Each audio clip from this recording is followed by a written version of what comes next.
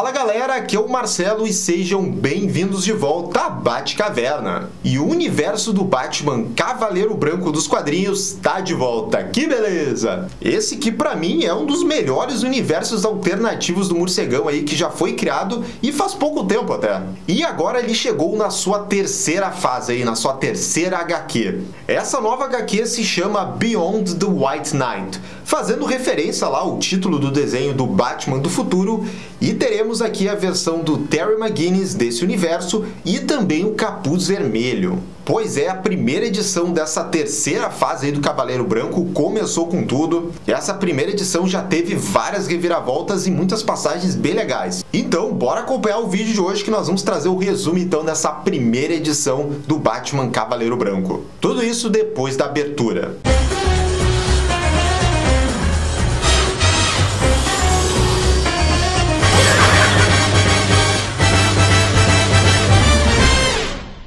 E galera, só antes da gente começar o assunto principal desse vídeo, você já sabe, né? Já deixa o seu bate-like e também o seu bate-comentário, porque sempre ajuda bastante a gente aqui no YouTube. Já comenta aqui embaixo se você leu os outros quadrinhos aqui desse universo do Cavaleiro Branco, se você gosta muito dele, assim como eu. Então deixa aí o seu comentário aqui que nos ajuda bastante. E bem, dado esse recado, essa terceira HQ, né? Essa terceira minissérie do Batman Cavaleiro Branco, ela é uma sequência direto da HQ anterior, que é a Maldição do Cavaleiro Branco. Nessa última minissérie, fazendo um apanhado, né, a HQ encerrou com Bruce Wayne expondo que ele é o Batman e sendo preso, após ele ter de fazer isso enquanto enfrentava o Azrael desse universo. A Arlequina se aproximou ainda mais do Bruce e fica sugerido aqui que ela se apaixonou por ele. E no fim da saga, quem dá as caras é o Jason Todd, o ex-Robin que o Bruce achava que tinha morrido. E agora então essa terceira parte se inicia 10 anos depois, lá do final dos acontecimentos do Maldição do Cavaleiro Branco. Então aqui a gente vai ter um grande pulo de tempo. A fortuna do Bruce, depois que ele se entregou e disse que ele é o Batman, ela foi redistribuída então para diversos setores, né, da cidade de Gotham para ajudar a reconstruir ela. E nesse pulo de tempo também, a cidade ela se tornou uma megalópole, aquelas futurísticas tipo Blade Runner, e agora ela se chama Neo Gotham, assim como era lá no desenho do Batman do futuro. E bora então iniciar a história dessa HQ. A história inicia nas ruínas da antiga mansão Wayne e Batcaverna. O jovem Terry McGinnis está explorando a Batcaverna a mando de alguém que fala com ele pelo rádio. Essa pessoa fala que o Terry deve encontrar a tecnologia mais avançada do Batman que ainda está ali. É um traje mais tão poderoso que por isso o Bruce nunca usou por ser muito perigoso. O Terry parece o que encontrou, mas nesse momento, guardas notam que alguém está na Batcaverna. E é uma propriedade agora vigiada. Enquanto um dos policiais desce, ele menciona o comandante Grayson. O Terry avisa que foi descoberto e a voz do rádio fala para ele vestir o traje. Ela fala que irá ajudá-lo a usá-lo. E quando os guardas apontam suas lanternas para o Terry, vemos o jovem com o traje do Batman que todos nós conhecemos muito bem. Ah, quanta nostalgia ver esse traje aí, hein? Esse uniforme aí do Batman do futuro que apareceu lá no desenho é muito lindo. E fica ainda mais linda no traço aí dessa HQ que eu gosto muito. Mas agora a gente vai ver por que o Bruce aqui nesse universo ele nunca usou esse traje. Bom, primeiro que ele tem garras afiadíssimas que cortam o braço desse guarda. Ele ganha super flexibilidade e também super força e agilidade, como demonstrado nesse socão que ele acerta. O Terry ele fica receoso se matou um dos guardas. E por fim, a voz fala das extensões do traje, principalmente a de voo. E assim, o Batman sai voando da Batcaverna enquanto a voz o guia de como manter a altitude. E as asas do traje estão iguaizinhas às do desenho. E no fim, nós vemos que quem tinha contratado o Terry era o Derek Powers. E esse Derek Powers, para quem não viu muito o desenho do Batman do futuro, é um personagem bem conhecidíssimo lá do desenho. A princípio ele é um magnata corrupto lá que tá no comando das empresas Wayne, e no fim ele acaba virando um vilão bizarro ali da galeria do Terry chamado Blight. Mas vamos ver aqui como é que vai ser a história dele, né, nesse universo do Cavaleiro Branco. bonzinho ele não vai ser. A história depois corta para a prisão de Gotham. Lá está acontecendo mais uma revolta de prisioneiros que auto-intitulam os Filhos de Azrael. E eles capturaram o Capitão Todd.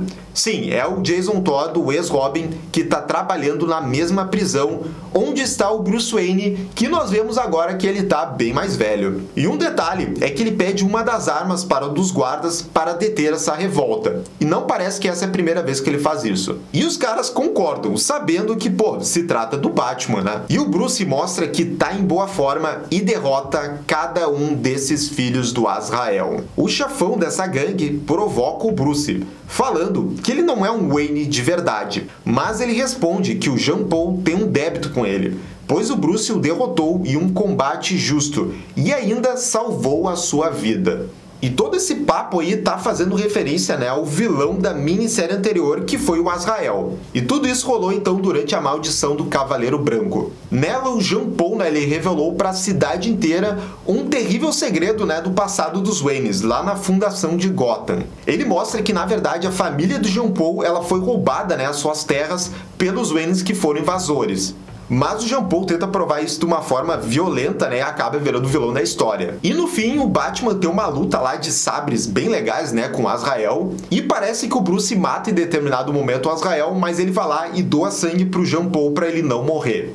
O Bruce então lembra para esse chefão desses fatos, e este fala que o Jean Paul o considera um grande guerreiro, e por isso ele libera o Jason Todd. O Bruce leva o seu ex-companheiro para sua cela.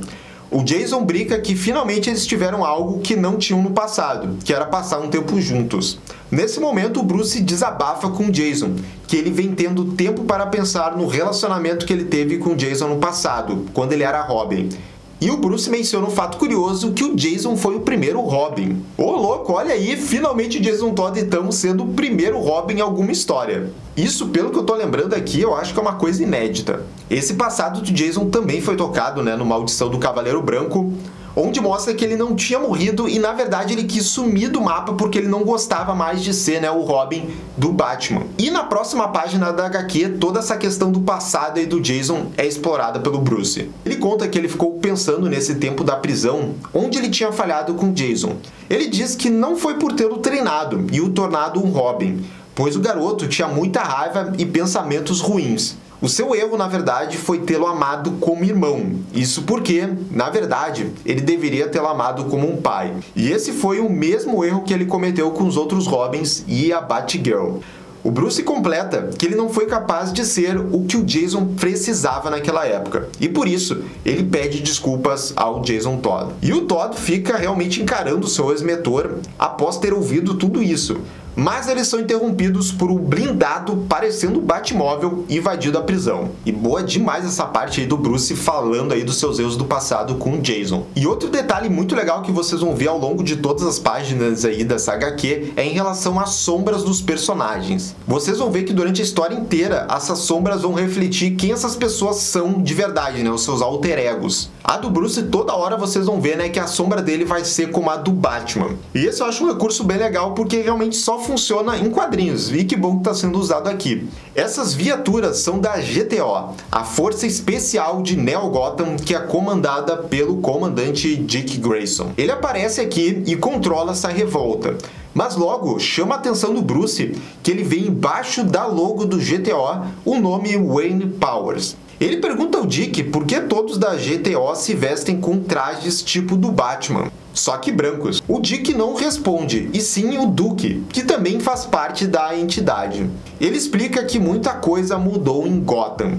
Ele conta que, embora o Bruce tivesse tentado passar toda a sua fortuna para áreas mais desfavorecidas da cidade, o Powers, que já estava nas empresas Wayne, conseguiu fazer com que a empresa não fosse dissolvida. Então, ele conseguiu que milhões fossem investidos na sua nova GTO High-Tech. Por fim, o Duke leva o Bruce à sua cela e fala que agora a cidade é praticamente comandada pelo Derek e sua GTO. Eles quase acabaram com o crime na cidade, mas agora eles que mandam em tudo. Pois é, basicamente a Neo Gotham virou aquele conceito de uma utopia, uma cidade perfeita, mas na verdade ela é uma distopia quando você começa a olhar melhor. Ou seja, ela vai ter muitas falhas ali, mas ela transparece que é uma coisa perfeita, assim, né? Tá tudo funcionando bem.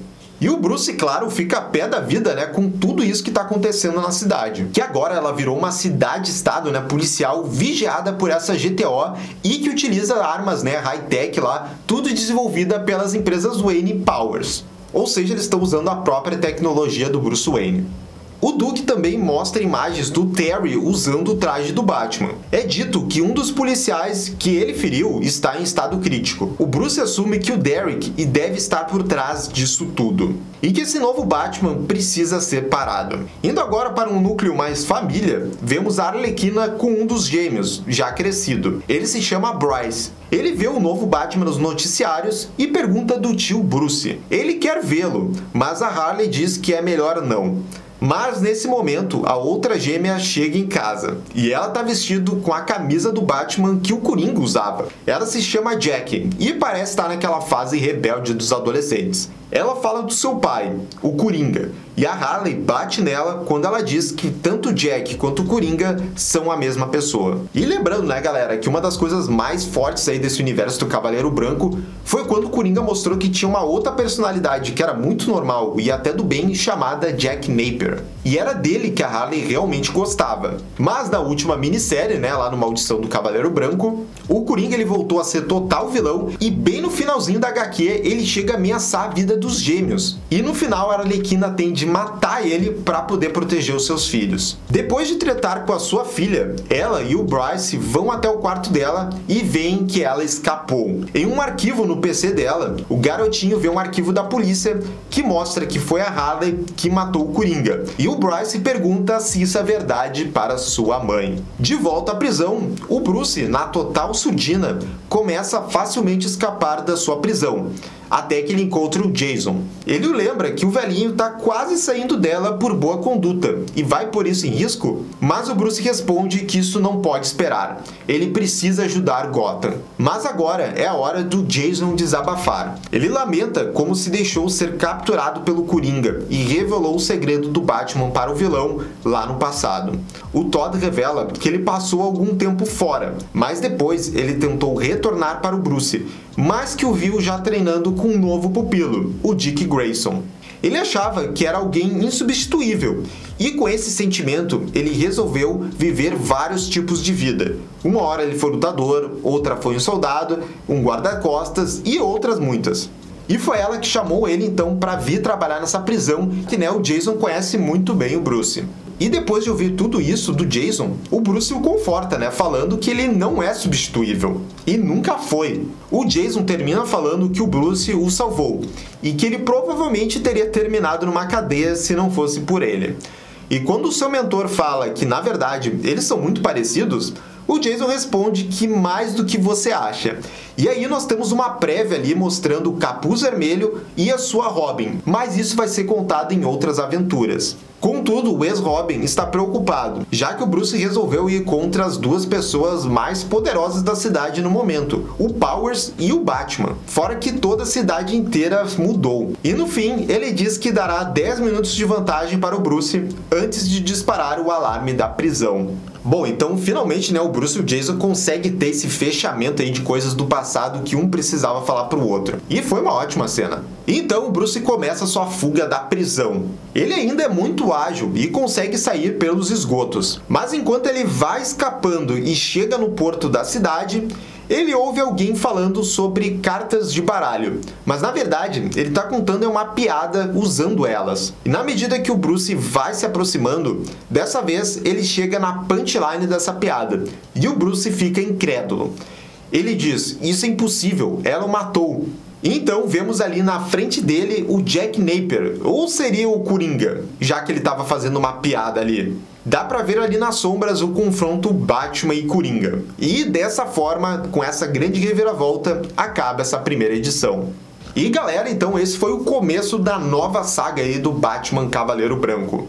Olha, e assim como eu disse lá no começo desse vídeo, né, eu vou ser clubista aqui porque eu gosto muito desse universo alternativo do Cavaleiro Branco. Desde lá a primeira minissérie. Gosto muito da arte, da proposta aí dessa minissérie de mudar várias coisas aí do universo do Batman e pensar de um jeito diferente. E eu tava muito ansioso por essa terceira parte aqui dessa minissérie, já que ela vai ter toda a estética lá do desenho do Batman do futuro, vai ter o Terry McGinnis, vai ter aquele traje maravilhoso. Então eu tava muito ansioso e eu gostei bastante dessa primeira edição. Gostei bastante como ele colocou aí o Jason Todd como esse primeiro Robin e como isso impactou muito o Bruce, como afetou a história do Jason Todd também, dele achar que ele já estava sendo substituído. Foi muito boa essa parte. E principalmente ali os diálogos também do Bruce com o Jason, que estão ótimos. Toda a parte também ali do núcleo familiar da Arlequina também acho que vai ser uma coisa massa, porque esses dois filhos dela aí mostram muito da dualidade da própria personagem, né? Sendo um filho mais certinho ali, inteligente contra a outra, né? Mais rebelde, vai contra as leis. Então ver a Arlequina vendo essas dualidades nos filhos também vai ser algo bem interessante. E também tô interessado para ver como é que vai ser o papel do Terry aqui, que parece que o Derek vai ser meio que um mentor para ele, e aí o Batman vai enfrentar ele. Vamos ver como é que vai ser também esse confronto.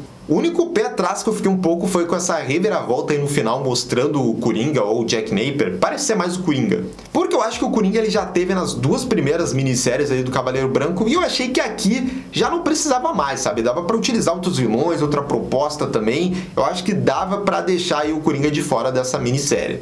Mas vamos ver quem vai ser, né? Porque eu acho que o Coringa realmente morreu lá no final da outra minissérie. E aqui provavelmente vai ser uma outra pessoa. E quem sabe aqui o Sean Murphy, né? O roteirista dessa HQ. Ele vai fazer alguma homenagem lá pro filme do Batman do futuro. Que o Coringa volta naquele filme, né? Mas na verdade alguém com um chip implantado. Então talvez seja algo parecido com isso. Então vamos ver, né? Eu fiquei só um pouquinho pé atrás em relação a esse Coringa. Mas foi só no finalzinho, né? Essa primeira edição tá muito boa. E tô muito interessado pro que vai acontecer no futuro. Mas agora eu quero saber de vocês, o que vocês acharam aí dessa nova minissérie, esse começo aí dessa nova fase do Cavaleiro Branco? Deixa aqui nos comentários. E já sabe também, né, galera, se inscreve aqui no canal e clica no sininho de notificação para saber absolutamente tudo sobre o Batman. E se quiser apoiar ainda mais o canal, nós temos dois projetos de financiamento coletivo, no Padrim e no Clube de Canais aqui no YouTube. Tem os dois links dos projetos na descrição desse vídeo. Até a próxima, gente. Tchau, tchau!